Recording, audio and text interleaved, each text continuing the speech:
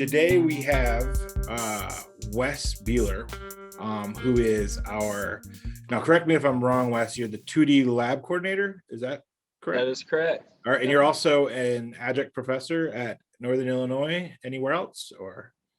Just at Northern Illinois, so I'm an instructor of screen printing there. Okay. And I'm not sure of your other side hustles. You got any other side hustles? I just make stickers, make shirts, Awesome. Cool. work. And yeah, exactly. And that's what we're going to talk about today. So make sure if you have any questions, you're going to post them in the chat. I know I got a couple emailed to me earlier, and I'll make sure that they're in the chat. Professor Brandolino will be monitoring the chat. And if you are from her class and need this for credit, make sure you put your post something in the chat and put your class name in there so she can track you down and give you credit. Anything else? Wes is, I've known, let me just give you the backstory. It feels like I know everybody who does this, probably because I just lean on my friends. But Wes, I met Wes in grad school, and he was a quiet dude, but he always made the most amazing work. And then I found out he was working here at ECC, and I kind of always knew what his work looked like, but it wasn't until the faculty show we had last year where I really paid attention to what his work was and saw the process, and it's quite amazing. So we do want him to talk about his work a little bit, but what he and I talked about was the fact that, the hustle of if you want to exist in the art world, if you want to exist with an art career, if you want to be creative, it does require a bit of hustle. And that's essentially what Wes is going to provide, a little bit who he was, who he is, who he's going to be, and where he's going with this artwork game, and hopefully give you guys some inspiration and so a little bit of insight what it is to be a creative and finding your place within the world. So Wes, I'm gonna go ahead and give it to you to share the screen, and you're all set. All right, sweet. So let me pop on my presentation real quick.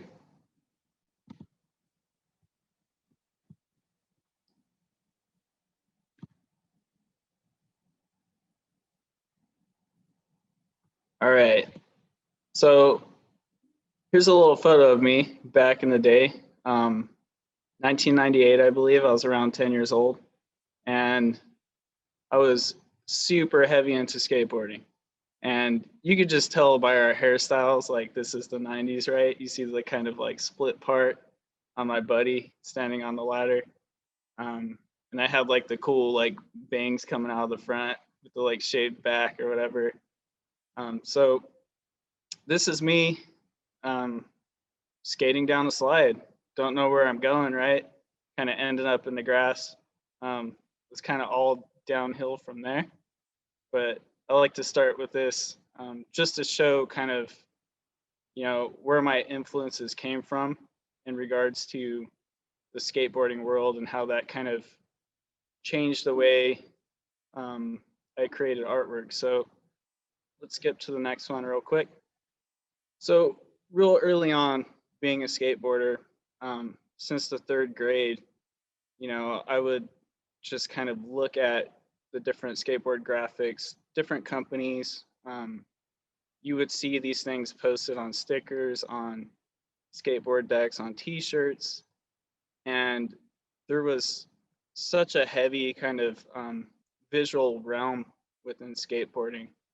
A lot of it revolved around, the style of graphics that companies would create for their logos, and it pretty much determined which companies you liked. You would like the graphics, so you would buy their boards, you would buy their t-shirts and things like that.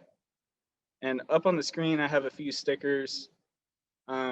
These are from my collection. I have a size 11 shoe box that's pretty much stacked to the top of stickers I've saved since third grade. And there's just the gamut here. Spitfire, of course, at the top. It's a pretty classic logo. Same with Anti-Hero. I was real into them, and Thrasher. We've all seen the Thrasher shirts. At the very bottom, so that bottom left little sticker, the red text on white that says Viva, that was actually one of my designs. And I think I was around 13 years old when I designed that. So I grabbed a paintbrush, spray can, spray paint into the lid, and then paintbrush just like Viva on my grip tape. And I was at the skate park one day, and the owner of Viva, the skate shop, he saw it on my board and was like, "Oh, that's awesome! I want to make some stickers out of this." So, how cool is that, being like 13 and getting your logo um, plastered all over stickers and things like that. So I think that really kind of encouraged me to keep doodling, keep drawing, keep creating things. And at the time, I was like pretty set on being a professional skateboarder. Like that's what I wanted to do. Um, that's all I did after school every day. That's all I did on the weekends. I would grab my board, hit up the local elementary school, skate there all day, and go home. Next day, I would do it again. So I was really kind of wrapped up in this skateboarding world and all the graphics and logos that were around within that. And I also have in there Beavis and Butthead, which was a pretty heavy influence on my, style of drawing as a kid.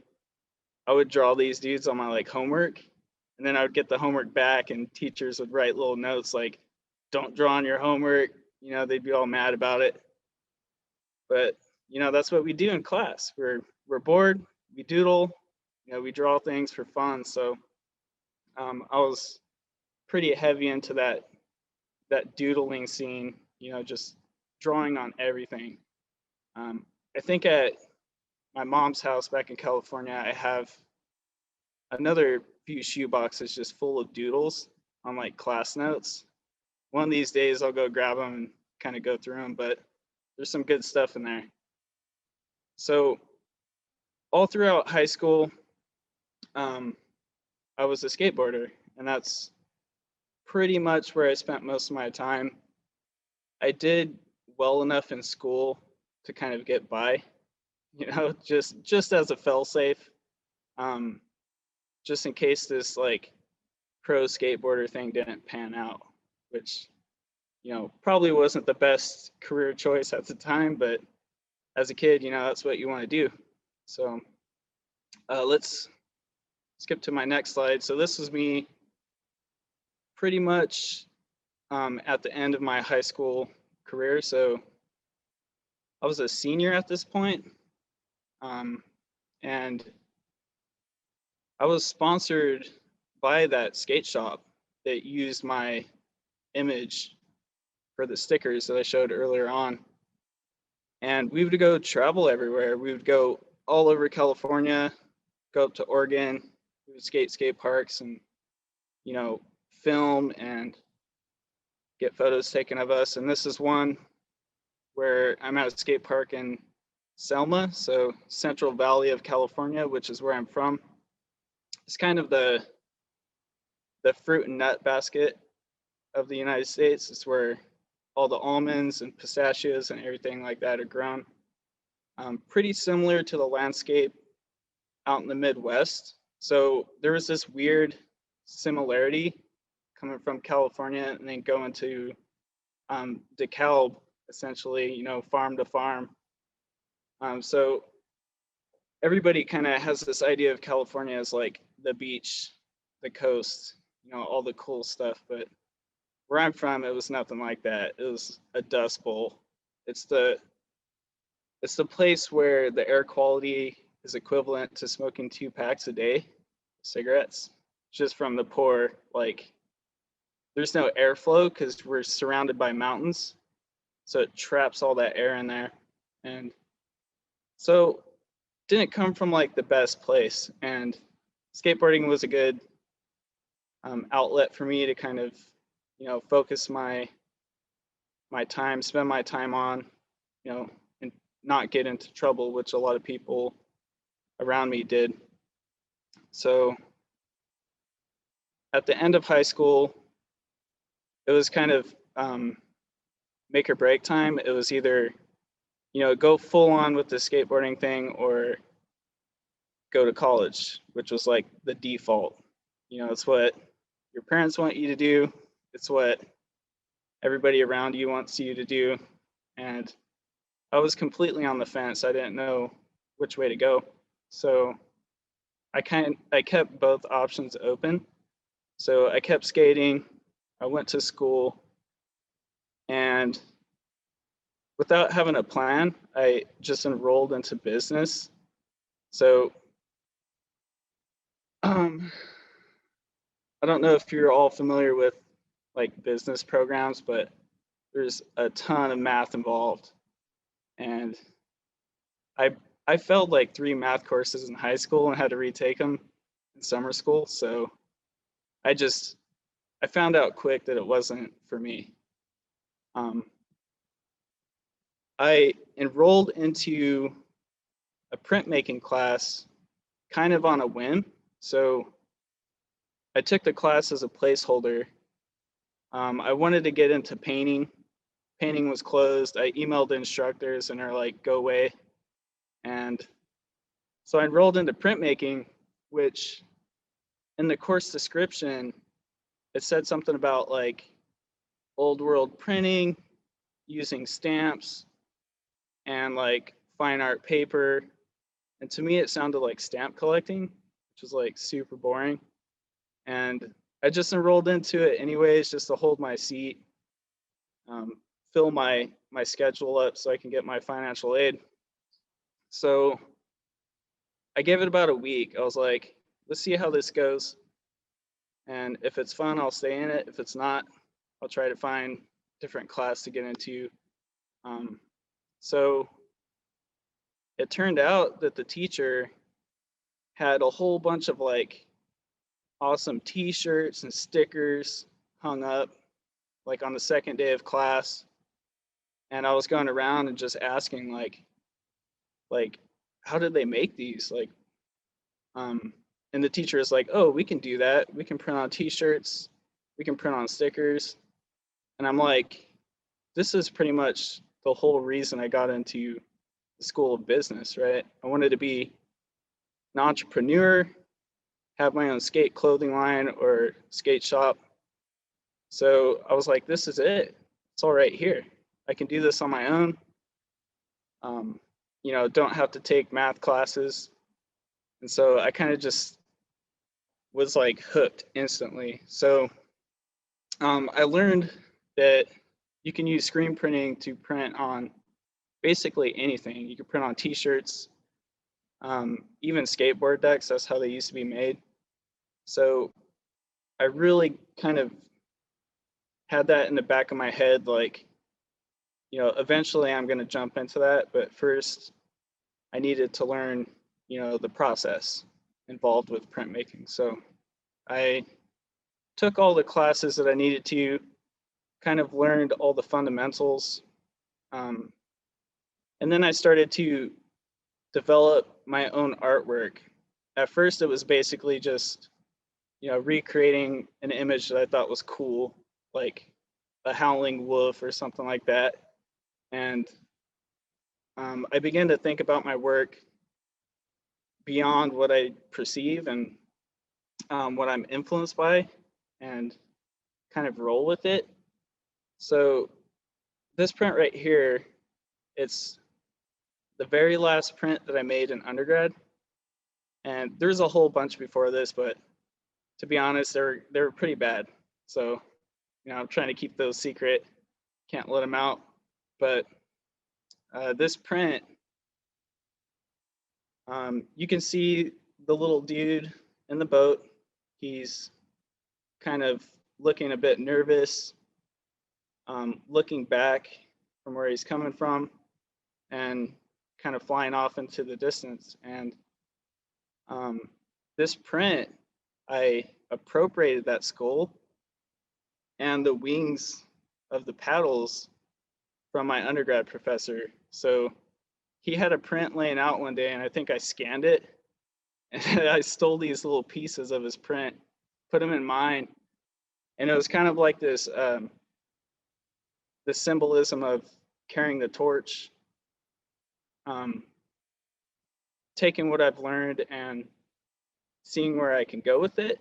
So this was me on my journey off to grad school, and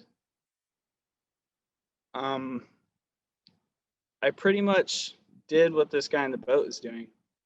I flew out to the Midwest with a backpack, and you know, no real definite plans. Not sure what I'm going to do there.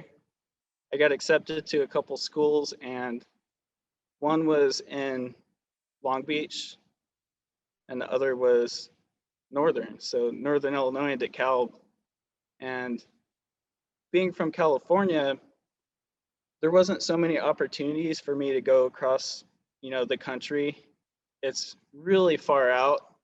Having to travel from California to, the Midwest is like a couple thousand miles. So it's tough being in like on either coast. It's hard to travel, to the opposite end of the country. So I never experienced the Midwest, or I've never been out that far. So I wanted to kind of take that opportunity to see a different region of the country and just see what it's like. So I had this like gut feeling about Northern, just because it presented new opportunities. I could have wound up on a beach somewhere in Los Angeles, but for some reason, I chose to go with Northern. And so this is me kind of flying away on my journey, and off to my next piece here. I lined up an apartment in DeKalb where Northern's at, and I think it was like 2 days before my flight out. This person ghosted on me.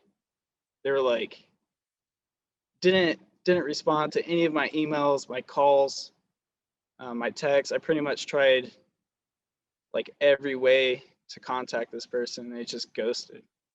So like, fortunately, I was talking to a fellow grad on Facebook, and I think I mentioned this to him, like, hey, I'm flying out. I don't really have a place to go. And he was like, oh, no problem, man. Come over. Like, crash on my couch. And like, he pretty much saved me. I would have been like sleeping under a bridge in a DeKalb somewhere if I didn't, take him up on his offer. So when I got to grad school, I really started to think about my accommodations and, having that secure place to sleep at the end of the night. And, prior to this, I didn't mention this earlier, but in undergrad, at the very end of my, my final year, I was couch surfing a lot at my friends' houses. Just because the commute from my hometown was about an hour. So I'd pretty much crash on different couches every night, to stay close to campus. And so I really kind of started thinking like what it is we take for granted. I was like showering at the school gym. I'd roll up in there like completely dry and then walk out 10 minutes later like fully wet. And it would look like I went through a hardcore workout or something. And I began to think about things such as how I get my food. I was pretty much eating like just chips all day because I couldn't have groceries or anything like that. I mean, I still eat chips all day, but it was even more so, back in undergrad. So, I began to think about these things a lot. And within this piece, you can see that there's a map in the background. There's this skeleton kind of hovering above the couch. And that skeleton figure represents me. And the points on the map are all the different places I crashed. So Fresno State campus was in the center. where the couch is, and all these points were um, different apartments that I crashed at. And so, like, I kind of created an entire body of work based on my reflection of these past experiences. So my works, um, it stems from autobiographical narratives. So I do a lot of artwork that kind of references the past and things that have happened. And this is that first piece that kind of, changed modes from my undergrad work to my grad school body of work. So after that previous piece, I started to get into screen printing a bit more. I took a class at Northern with my professor at the time, Ashley Nason, and I really began to kind of focus on layers and what it means to build up an image with separate color layers. You can see the background in this print utilizing that same map motif. I borrowed the map of DeKalb, so you can see that map, and I think it's like Lincoln Highway come through the center, up to the right, and built an image above that map. So I did it to where I was using transparent colors, and the color shapes would shrink as I got to the top layer. So it built up something that was a little bit more three-dimensional. And I also utilized these kind of like floating layers. You can see that little zoom box with the mattress. And again, I'm hinting at my accommodations. So when I finally got an apartment in DeKalb, I still didn't have anything. All I had was my backpack, my little homeless man's bindle full of stuff. And I got this like mattress from somebody secondhand, and that's kind of shown in the wear of the mattress. You can see it's all torn apart. There's holes in it, stuff like that. And that window was the window of my room in the house. That mattress is getting shot out. You can see a figure at the bottom coming up from the left to the right. And this was kind of what I felt in the morning, waking up from bed, getting out of bed, and then going to school. And you can see that progression within the silhouette. It goes from a transparent figure to like a splatter texture that builds up in density as it goes from left to right. So that's like that act of waking up and the energy kind of building, on the way to my day. So really starting to think more about my home life and, just like my day of life. So from that print, this is a companion piece, so it's a diptych. And now you can see that figure and it's, a standing motion kind of walking off the page. So, from morning to night, the background is in a series of different purple shades, and that kind of shows that it's a night setting. And you can see the bar floating up from the bar door. And this was actually the bar in DeKalb. It was called the Annex, and it's still there. A total dive bar, and that's where a lot of grad students kind of spent their nights. And so from me going to school, then going to the bar, going to sleep, repeating that process over and over. I made prints from these things because, being autobiographical narratives, I'm reacting to my experiences and reflecting upon them. And, this was making use of symbols like the bar, the beer drips coming from the bar down onto the person, and off to sleep. So I want to transition to this piece. again, this is about like the daily life that I was experiencing within grad school, and um, my apartment was near a Papa John's, and me and my buddies were out on the porch one night, and we're just having a few beers, and one of the workers from Papa John's comes up to the porch, hands us a pizza, and we're like, "Oh, cool." That worker told us that, whenever there's pizzas that don't get picked up or people can't pay for them, they have to throw them away. So this dude started bringing us pizzas to the porch, and then eventually it got to the point where he was like, "I'll just leave them on top of the garbage." So we would go into the dumpster, pick those pizzas up off the top, take them home, refry them in the oven, and then like have pizza for the rest of the night. So that's where this weird kind of you know upside down dumpster with pizza rain coming out of it comes from. It's based on that experience of actual dumpster pizza. So kind of gross, I know, but at the time, you know, it was fun. So that leads me into my thesis show. Um, I had a critique with one of my professors at Northern, and the one thing that really stuck to me was that um, they were like, "We all know you can make screen prints on paper. Like, what else could you do?" Which is completely vague and wide open, but it struck this kind of chord with me, and I was like, "Wow, like, yeah, you're right. Like, what else could I do?" You know.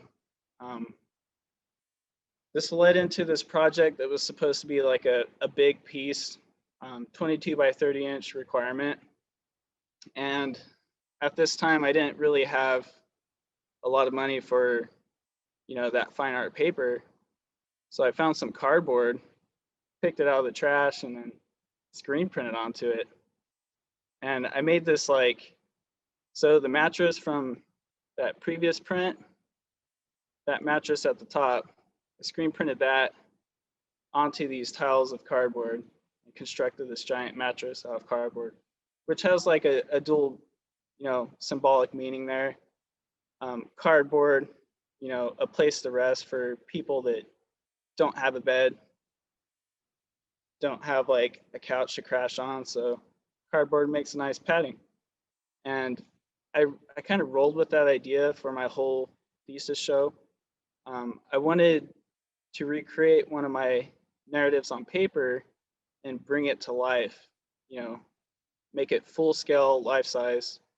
And this bar front that we're looking at, I actually went into the annex bar and I measured the bar and took all these like measurements for the chairs, the stools, even the handles, and recreated that bar in a 2D format with screen printing.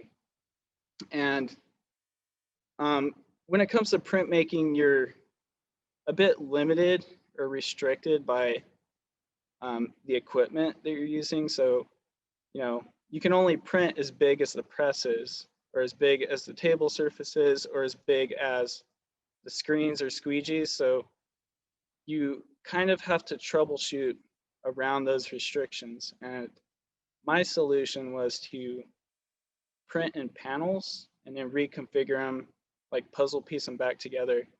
So each separate panel was screen printed, and imagine like the issues that come along with lining these things up, like super crazy, right? I remember I had this bar out in the hallway, just all the way down the hallway of like the art building, and writing these little pencil marks down, trying to line everything up, and then going back into the shop and printing them. So I had to do this over and over and over. And there's the full bar. Um, it was like 45 feet long, I think. The end of the bar, I was like, let's make it a little bit 3D. So why not? I built a little frame, like paper doll style, hooked up these cardboard panels to make a 3D bar. and everything here is screen printed, even the white on the cardboard. So crazy me, I screen printed all the cardboard white before I did anything else to it. So I was literally spending an entire day just making the sheets of cardboard white to print colors on top. Total like nut move right there, but I don't know. It seemed to work. Here's a expanded view of the inside of my show. So this little section right here kind of references the bedroom, you know, going from the bar, getting home, slamming down on your bed, crashing out. It was kind of that process, you know, as you saw in the previous pieces, kind of rising up in the morning and then going to sleep at night. I wanted to recreate that, you know, full scale. So I got my dumpster up in the top right, and that's the same dumpster with the pizza from my other print. You know, I had to throw that in there. Those pizza slices are screen printed stickers. Slap those on the cardboard in a little bit of a pattern. Total pain to hang this thing. And then it leads kind of in a wave-like motion to the bedroom. So you can see the mattress, you can see my lamps. Those were actually lamps that I had in my bedroom that were secondhand lamps, and I recreated them in cardboard.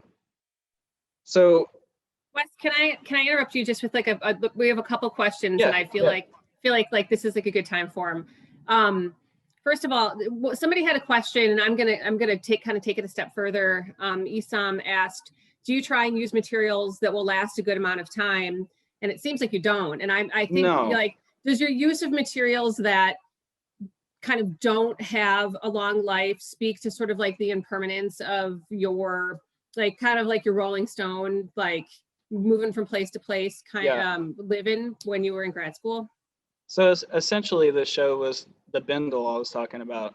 It's a metaphor for the bindle. A lot of these panels I actually pulled out of the dumpster for this thesis show. Some of them I bought because you can only find so much cardboard.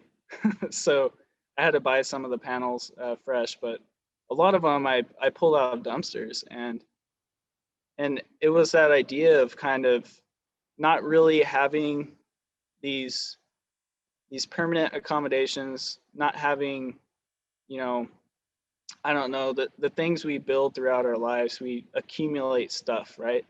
And this was kind of that idea of being a couch surfer. You know, you can't have all these things. You're bouncing around, you can't carry a bunch of stuff with you.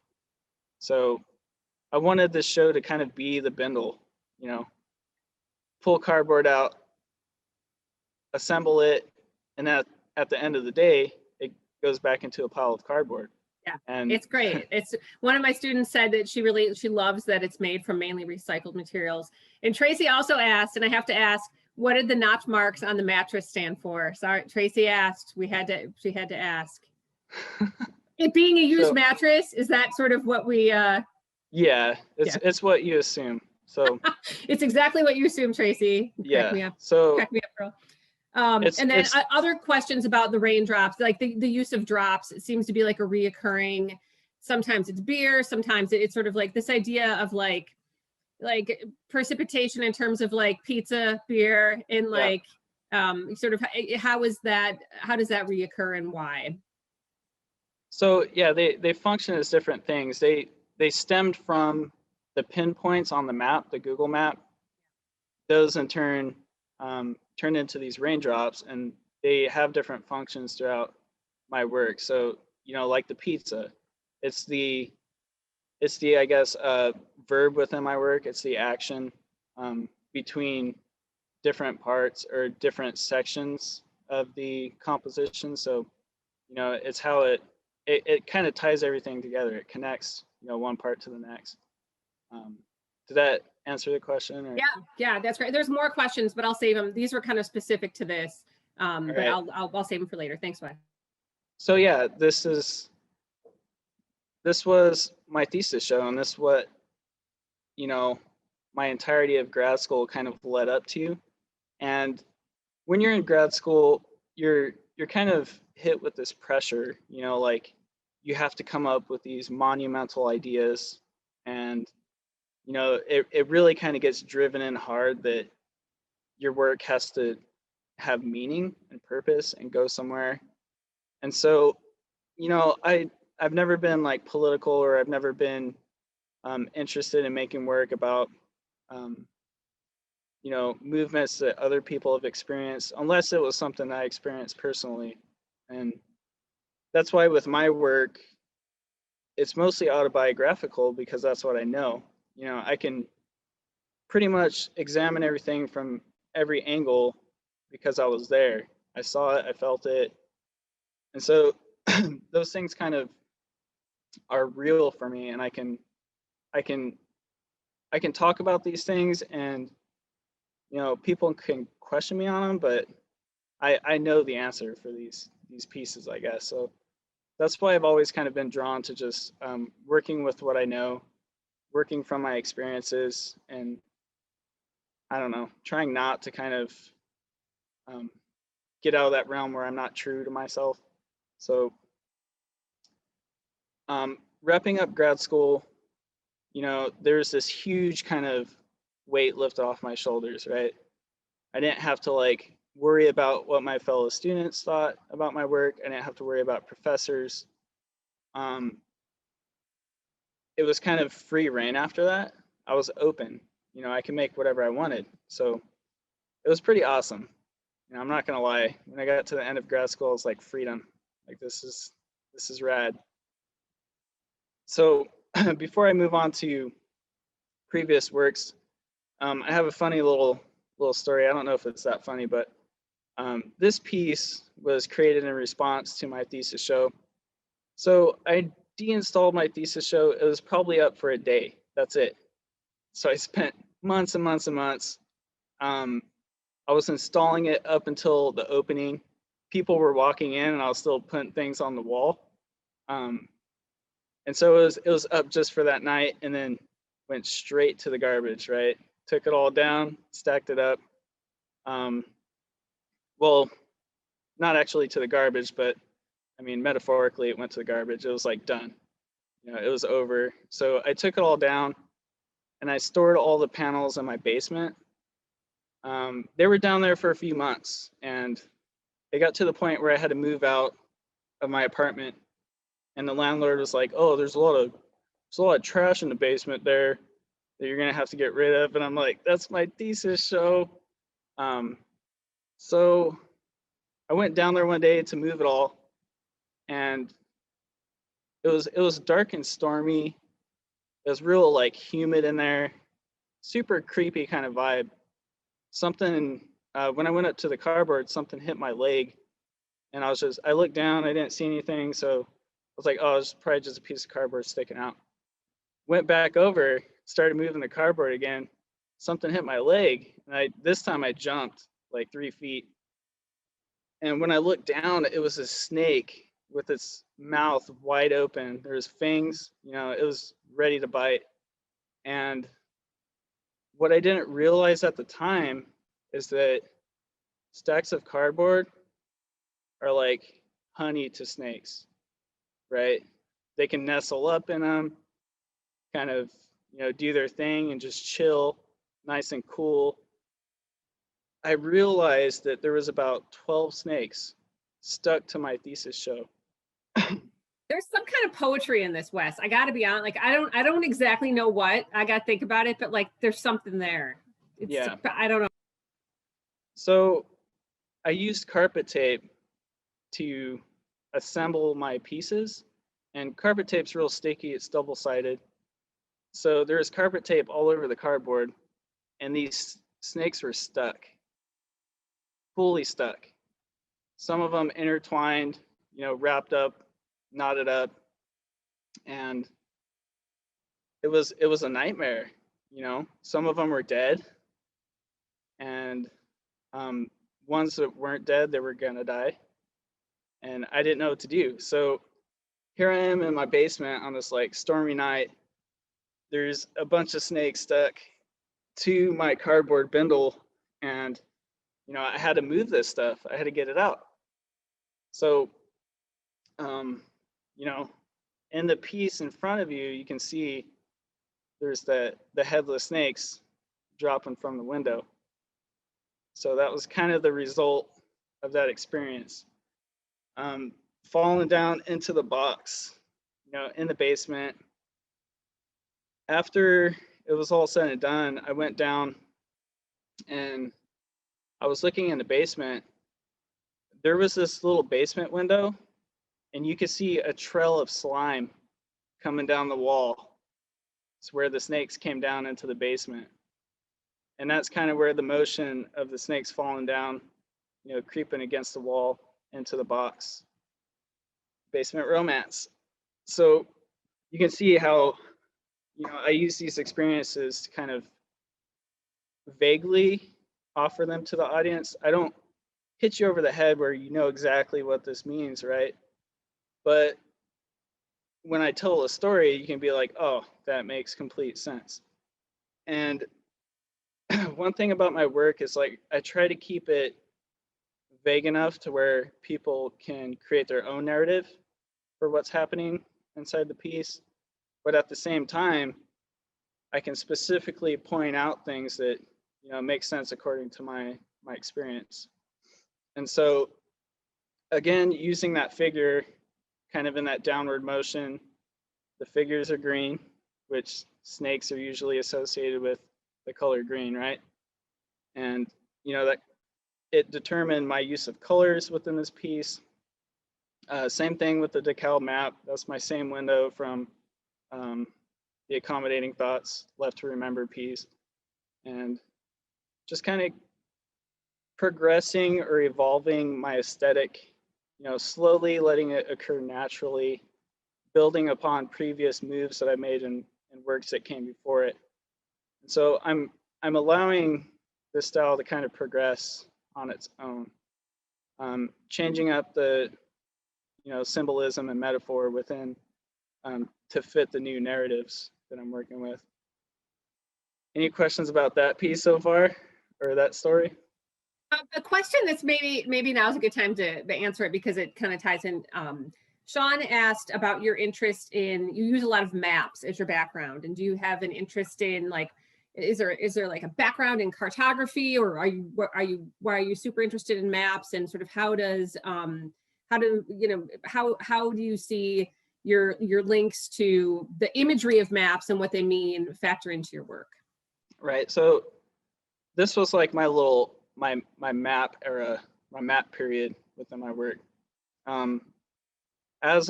Since I don't really use maps in the same way. It was just during this moment of time where, I was thinking about my living situation and, the region I'm in. So previously there were maps of Fresno, because at the time making those prints, I was in Fresno and things like that, and they related to the narrative. And then, going into DeKalb, I would use the DeKalb map within my piece. Like this one, for example, there's no like landmark or legend or key to kind of give you a sense of a setting, like a specific place on the map. I use it mostly as like a textural element, something to kind of just build upon and create density within my image. And again, you can go in there and you can find these places, but it was really just a tool to create texture and things like that. Once I moved past the whole like pinpointing, exactly on the map where this piece took place, it kind of evolved into just this like textural element, and it lost the like, I guess the pinpointing idea behind it. So it evolved into this like textural element within these pieces. Yeah, so hopefully that answered the question. So let's move on to my next piece. So after grad school, there was a point in time where I felt like I didn't have a direction. You know, when you're in school, you're building up to this end point, right? Which is your final show or your thesis show. And I didn't have that anymore. So I didn't have assignments. I didn't have projects that I had to do. Um, so you're kind of left to your own devices in terms of the artwork you create. And this piece came about actually, um, it was about not having ideas for artwork. Um, I know in this piece you can see like there's stuff going on, but really at the time I had no ideas, and it was hard for me to kind of pick myself out of um, that rut that I was in. Not having the direction of school or those pressures kind of push you to make things. And so, you know, this was around the time I actually moved out to Elgin, and this was when I was started working at ECC. Um, Feeling a little bit guilty as an artist for not making work. You know, we all feel that need where we got to be productive. We got to make things, you know, to kind of, I guess, make the best of our time on this earth.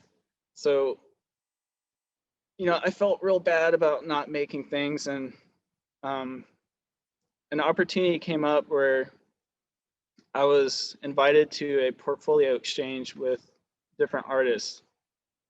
So a portfolio exchange is basically where you're given a theme and 30 different artists make a print according to that theme. So they'll make an entire edition of work. Usually the amount of members that are in the print exchange or portfolio exchange. So I had to make an edition of 30 pieces, and I'm like, I have no clue what to make. And that's where this one kind of came into play. I decided to make a piece about not having ideas. And the falling fish, they represent this almost staleness. I remember one of the first experiences of being in Elgin. I went down to the Fox River, and sometimes in the summer, that river just, it's ripe. You know, you can smell that steam coming off of it. And, you know, that thing kind of stood out to me, and I decided to put it in this piece. And I actually, you know, used a fish that is found within that river. So I forget what type of fish it was, but I looked it up online and, you know, used a native fish. And this map is Elgin at the bottom, and that's the facade of my building that I lived in.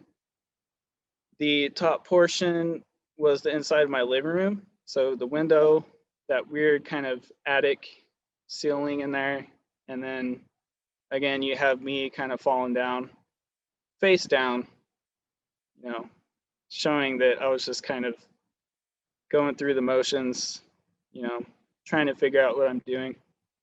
And so I ended up creating a decent piece from the lack of ideas. You know, I tried to put those things together to create something out of it. The struggle of being an artist, right? Wes, can I ask you one quick question about that? And I think I know the answer, but this seems like a great time for it. Your work is just so like awesomely honest.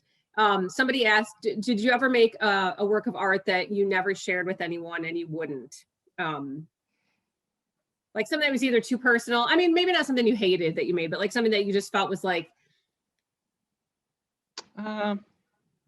I've definitely had pieces where I wouldn't like push out to people or promote. You know, there's certain pieces that I'm like, I don't want, you know, people to get involved in that idea or whatever. So there's definitely some pieces that are a little bit hard hitting that, you know, I don't want to burden others with the thought of, I guess. So for the most part though, you know, they're pretty honest in what they're about, you know, in terms of the narrative. And I usually don't shy away from things too much when it comes to a particular story.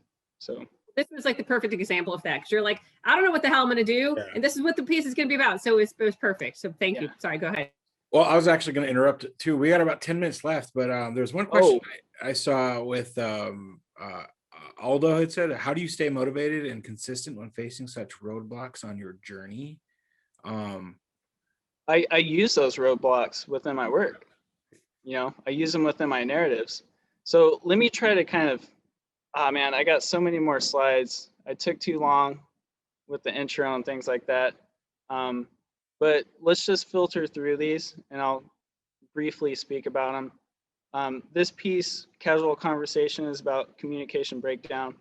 You can see, the tin can telephone between the two windows, and that's what this piece is about. Next piece, starting to get rid of the figure. I'm trying to use objects that can act as the figure within these pieces. That was starting to be a crutch, doing the silhouette within all my narratives, and I don't have to tell people that it's me, going through these pieces or experiencing these things. The work kind of does it itself. So, I wanted to get rid of that upfront idea of there being a person going through and experiencing these things. So I wanted the work to kind of do that itself. And this piece at the bottom, you can see the claws, the crab claws coming up. Those represent the universe around you, that feeling you get where everybody's out to get you. Everybody trying to take a piece of you, taking little chunks out of your arm or whatever. And it's really the struggle between, do I travel up the stairs and jump through this fire in the doorway, or do I stay down with these crab claws trying to get at me? And it's almost like a stuck in between a rock and a hard place idea. You can see there's two solutions here. There's the hose, which can put out the fire, and there's the life preserver that can keep you above the crab claws, but they're both tied up, right? They're useless. And sometimes that's how things work out. You can see the solution, but you can't really utilize that solution. Next piece here, down to size, kind of evokes the feeling of when somebody puts you in your place, chops you down. You can see the palm tree and all of its glory kind of tied down. This also represents a particular place, Garfield Park Conservatory. Has anybody been there? There's this giant palm tree that's being restrained by these ropes, and you got the polka dot plants kind of all around it, near the trunk. And again, this is touching on personal relationships with others, moments that you have to kind of go back and reconsider and analyze. And that's how these fragmented settings are set up. It's almost trying to portray the way that the mind works tangentially, bouncing around from thought to thought. And that's why they're kind of broke up in these sections here. Next print, turbid tidings. Going along with that notion where you're kind of, stuck between a hard place. The brown water at the bottom. Some people have called it like a stream of poo, which I guess could, work in this sense as a metaphor. But this kind of happened around the time that there was those floods in Iowa, which, destroyed tons of buildings and property and things like that. So sometimes these current events will find their way within my narratives. Even though I wasn't there at the time or I wasn't around Iowa, this was going on the news. And it related to this feeling that I had about, having a target on your back, the arrows coming down, you're just getting hit from all sides. And the swans in the top signify this kind of elegance, but at the same time, it's are the swans the ones being hunted? I don't know if people would hunt a swan, but I'm sure there's laws against it, but it's kind of that idea where nothing's safe, I guess, not even the swan. So I'm going to move through these pieces quickly. I don't want to take up everybody's time here, but here's here's where my work kind of shifted. You know, teaching classes and things like that, showing people how to screen print, I've always felt like it was good to see a work completed from beginning to end. And it's hard to do that when I'm doing these like heavily layered prints with tons of colors, tons of like detail. You can't really show how a piece comes to be when you have to work on it for 3 months. So I reduced the amount of layers. I gave myself restrictions in terms of how many color layers I can use. You can see it's like a CMYK style of printing. So 3 layers create secondary and tertiary layers. And that was the plan. You know, I can print a 3-layer print during one class period and people can see it. You can see it before their eyes kind of come to life. So it really changed the way I started working, you know, with color efficiency, trying to get the most out of my layers, the most out of my time. And you can see the next couple of pieces are done in the same fashion, 3 color layers printed over top of one another. And again, this little triptych of pieces talks about personal relationships. Again, you got the breaking up, the compromises that you make after you break up, and then the cold shoulder, right? So the palm tree, the ice coming from the window, you get iced out. This piece, done in the same fashion. I tend to think about my environments a lot, whether they be landscapes in my prints or things that I encounter, you know, on my daily routine. This was actually about a tree that I saw on my commute to Northern. There was this hill getting pretty much plowed through in order to build like a new housing development. And you can see the like root system, you know, on that sheer face that was cut through with the bulldozer. And it's like trading one thing for the next, right? You're kind of destroying something in order to build something that people seem to like or, you know, would benefit from. But who's to say that that tree beforehand wasn't doing its thing and benefiting others around it? So it's kind of that like trade-off, you know, the standstill. Latest piece in that series, High Ground, again showing that you're not safe from outside forces. There's a ceiling on this tower, the signal fire, to protect it from the rain, yet there's a wave coming from the side to put it out. And of course, you got the little sharks at the bottom kind of waiting for you once that wave hits. So switching from my serious work, my serious pieces, I wanted to make things that didn't require a lot of thought, a lot of like, you know, contemplation, things that are mostly about the process and mostly about something that I enjoy. Snack foods. Again, like I said before, when I was couch surfing, I pretty much lived off of hot Cheetos and, you know, still carry that on to this day. So I made pieces in honor of these things, right? These are done, all the stencil work is done by hand. So with the paintbrush into a screen, and then the ink is printed through that stencil. So everything completely hand done here, hand printed, hand stenciled. So these ones took months to make, which is funny because they're completely ridiculous. They're just snack foods, right? Spending a couple months of my life making a hot Cheeto bag.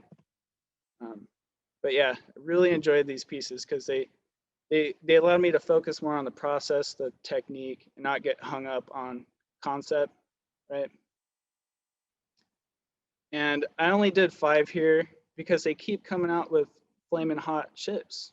Like there's new ones every couple of months. So I had to just put an end to it. Otherwise, that's all I would be making, right? My pickle pattern. So this body of work, again, stemmed from class demos. So how could I demonstrate the creation of a piece using digital techniques in a span of time that people can actually see it happen? And that's where these pieces came about. I also, I enjoy those pickles in a bag. That's kind of where these pickles came from. Got one made out of shrimp. So my tempura shrimp piece. Again, focusing more on color relationships, color interactions, the process of printing. These are very straightforward in terms of how they're made. Nothing like fancy or tricky here. They double as great screensavers too, screen backgrounds. Most of the computers around the shop, I usually grab one of these and like stick it on there for the background. And this one, probably one of my all-time faves, tacos, and then ice cream. There's a lot more of these that I've made, and they're on my website. You can check them out. And pretty much coming down to my last prints here. Being a commuter, working at 2 different places part-time, it's hard to find time to eat solid meals. I'm usually grabbing things from the gas station, grabbing things off of the roller grill. And Roller Gourmet, I've also kind of just loved the imagery that you see in those like convenience stores. Everything's so eye-catching, bright, flashy colors, and it does influence the color usage within my works. I kind of pay attention a lot to the colors used on packaging, chip packages and things like that, and I use that within my work.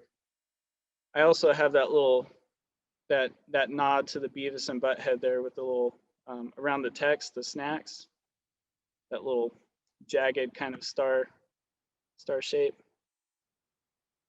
Nachos, pretty classic when you're at the convenience store. And these are my go-to, the taquitos off of the roller grill. Kind of embarrassed to say that I've eaten those quite a bit, as a grown man eating these taquitos as my meals. But hey, what are you gonna do when you have like 5 minutes between, jobs? Drive for 40 minutes and you have 5 minutes to get to your next job. Well, Grab something off of that grill.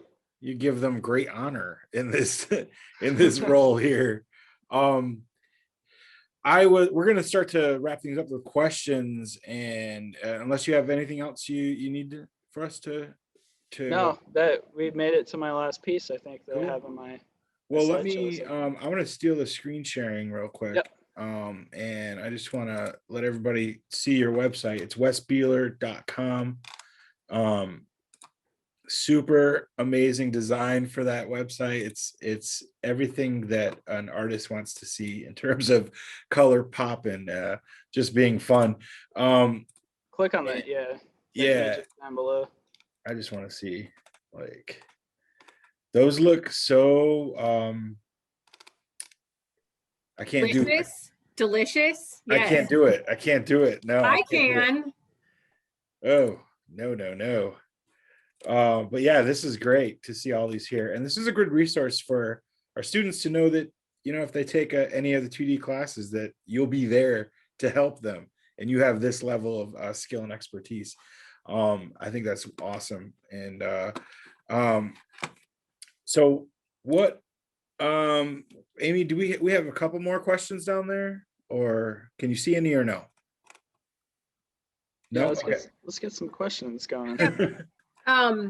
So one of the questions was, would you consider going back into skateboarding world, maybe more of a designer? Is that something that you would want to do, that you hope to do? That's possible. I mean, I've kind of traded off the whole skateboarding, like the dedication to skateboarding, to printmaking. So, I've kind of eased out of that world. Now it's like just printmaking and teaching, for the most part. But yeah, I would like to see my stuff on t-shirts or skateboard decks. Like that'd be awesome. And you know, I print my imagery on t-shirts myself, and I make my own stickers and things like that. So, you know, eventually, Talk hopefully, about I those can. stickers, man. Let's hear about like how that functions. You know what? I actually did have a sticker slide that I can show Oh yeah. on my presentation. So let me get back to that real quick. I mean, if any of you guys have gone, I know it's tough now. If any of you have gone to the second floor in the art building, you will see Wes's stickers somewhere on the floor. If you look at So- some of the professor's doors, there's even, I think, didn't you cut something out for Amy? Was that a vinyl thing, or who was that? That was maybe Joel. Oh, Joel he appropriated some imagery from the Albrecht Dürer Oh, okay. Four Horsemen woodcut, and then we cut them out on the cutter and put them on the window. Cool. But yeah, so here's some of my stickers that I've made throughout the years. Beer can stickers, those were a classic, and I would just slap those around town everywhere, just kind of post them up on whatever. And these, you know, they say slaps in there, and that's what they're for. They're just for getting them out so people can see them. And that was a good way to kind of get my work out there outside of the gallery setting, which only, you know, 0.5% of the nation will go into the art gallery. So it's good to kind of create these things that can be seen by the general public. And that's what these things kind of function as. They're these immediate, you know, things that people can see that aren't really concerned with the fine art realm or world. Do you then sell Tracy these? wants a mattress sticker. My student Tracy. Tell him to. We'll work on it, Tracy. I'm serious. Like the cactus pickle, like that's where it's at. Yeah, it's the desert pickle. Awesome. Yeah, I've seen a bunch of these around campus. That's kind of awesome. Not by me. I give those out, and they're kind of off to whoever puts them up. So yeah. that's how Like that works. you get rid of that. Not by me. No. Yeah. No. Well, we're kind of out of time right now, but I want to thank everybody for stopping by, and especially Wes. Thank you for taking us on that journey, man. Like the work you make is really, I mean, technically just beautiful, amazing, and then the stories behind them are, I mean, I don't know, in some cases even better. You know, really great stuff. Sorry for going, you know, too long in the beginning. I was kind of got wrapped up, blacked out a little bit, you know. Like I said, some of those stories are like really, the stories are, and you kind of pointed this out, the stories are just as important, I think, you know, to what the artwork is. I mean, especially if you own the artwork, if you own a piece by Wes, you could tell them how Wes found 12 snakes dead and alive in the basement, right? Like that is a crazy story, man. Yeah. But there's some good stuff there that thank you for sharing. And thank you, Amy, for your moderation of the questions. Thank you, everybody, for making the time to listen to us and welcoming Wes in. And if you have any questions, take a printmaking class, screen printing class, painting, drawing, anything 2D, and Wes will be in there, and then he'll be on the clock, so you can ask him any questions when he's on the clock. All right. I'm gonna go ahead and stop recording now, and